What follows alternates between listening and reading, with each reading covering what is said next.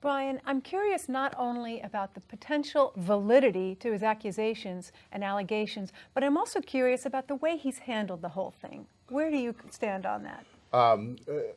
I think that his timing is, he's hit him in the mouth. Mike Tyson said everybody has a plan until you get hit in the mouth, and they're reeling and trying to figure out. This is our president. Right. But I mean, he has given them something that they had to stop and react to.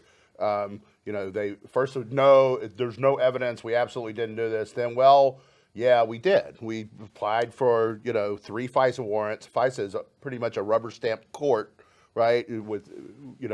So the first 2, they said, hey, this is campaign related. This is not national security related, and turned down their warrants.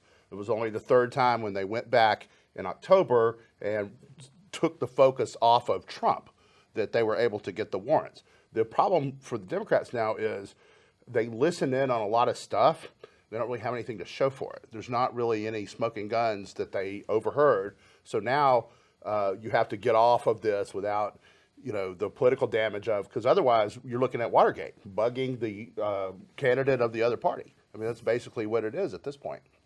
Kelly, what's your position on this whole story? I'll take a little different tack here. I see unsubstantiated claims by President Trump that the Trump Towers were bugged and he was being wiretapped.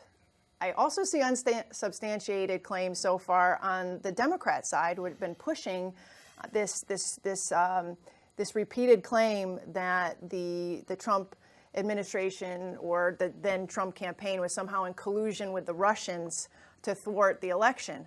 And they've been hammering at that ceaselessly and pretty hard, to the point where, they've gotten Sessions to, Attorney General Sessions to recuse himself from the investigation. They thwarted Mike Flynn, so on and so forth. But what I see being lost here is a real debate about government surveillance. I haven't seen it reported that they actually were able to get a FISA warrant that took them into a space where they were able to listen to Trump. And I think that even if that were reported, Brian, and I'd be curious to see how you push back on that.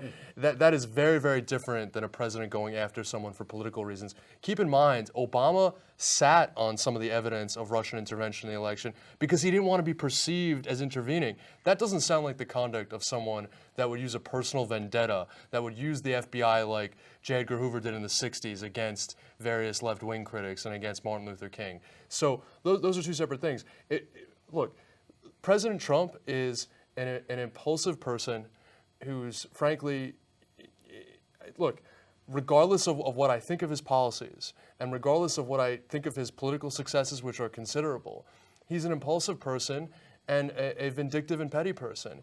And that's the kind of thing that you're seeing in him tweeting in a way, because it's not just this. It's all kinds of theories and opinions, whatever seems to pop into his head. And quite frankly, it is extremely irresponsible for the President of the United States to use the bully pulpit to advance something like that without substantiation, because what it then does is it gives fodder for conspiracy theories. And those aren't my words. Those are the words of Congressman Mike Rogers, who said that there's another quarter in the conspiracy theory meter, a Republican.